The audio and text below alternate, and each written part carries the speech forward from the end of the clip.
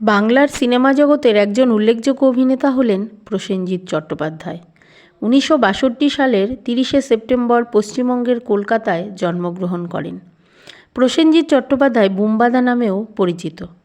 অনেকেই তাকে বুম্বাদা নাম ধরে ডাকতেন। তার বাবা বিশ্বজিৎ চট্টোপাধ্যায় একজন বিখ্যাত অভিনেতা ছিলেন। তার বোন পল্লবী চট্টোপাধ্যায়ও একজন অভিনেত্রী। মঞ্চ, টেলিভিশন ও নাটক করে তিনি অভিনয় জগতে নামেন। প্রসেনজিৎ চট্টোপাধ্যায় 300রও বেশি সিনেমায় অভিনয় করেছেন। অমর সঙ্গী সিনেমা দিয়ে তার ক্যারিয়ার শুরু হয়েছিল এবং অমর প্রেম সিনেমার মাধ্যমে তা পূর্ণতা পায়। ছোট বউ, মন মানে না, আশা ভালোবাসা এইসব সিনেমাগুলির মাধ্যমে জনপ্রিয়তা অর্জন করেছিলেন প্রসেনজিৎ চট্টোপাধ্যায়। রানী মুখার্জির সাথে বিয়ের ফুল সিনেমায় অভিনয় করে সেরা অভিনেতার খেতাব অর্জন করেছিলেন।